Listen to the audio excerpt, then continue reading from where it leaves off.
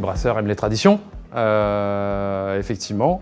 C'est la 38e édition cette année. Et c'est avec une grande joie qu'on se réunit tous. Il y a 29 brasseries qui sont présentes ce soir pour proposer leur bière de Noël ou brassin d'hiver, on les appelle un peu des deux façons. Et on est accueillis ici à l'hôtel de région par le conseil régional, et Xavier Bertrand notamment, qui va lancer la dégustation des bières de Noël. Et puis c'est le début après de la commercialisation de ces bières. C'est une région qui est attachée à ses valeurs, à ses traditions. Et le monde brassicole en fait vraiment partie. On fait de la bière historiquement dans les Hauts-de-France depuis le Moyen-Âge. Et évidemment, la région est vraiment au soutien des brasseurs, tant à la fois d'un point de vue économique, mais aussi d'un point de vue moral et politique. Il y a une vraie approche qui vient nous soutenir aussi en ce sens-là, et notamment dans la dynamique tourisme brassicole. On a deux super frégates qui sont sorties, j'allais dire, de l'arsenal du tourisme brassicole cette année.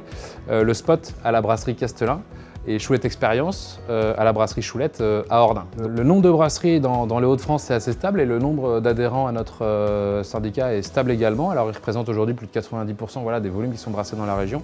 On a vraiment les adhérents les plus significatifs, les plus historiques dans les brasseries régionales. On est toujours prêt à justement aussi accueillir des nouveaux adhérents pour leur partager aussi notre savoir-faire et les ambitions qu'on pose avec le syndicat.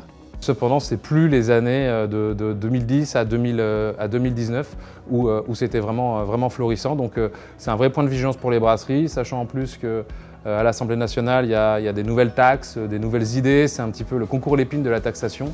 C'est un petit peu anxiogène et pénible pour nous les brasseurs parce qu'on ne sait plus tellement sur quel pied danser.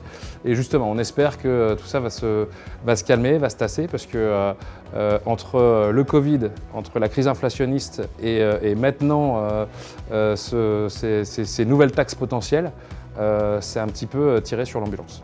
Les brasseurs sont résilients, sont optimistes, vont de l'avant, c'est parce qu'ils sont passionnés, parce qu'ils adorent faire des beaux produits et c'est pour ça que ce soir on va déguster des super bières de Noël.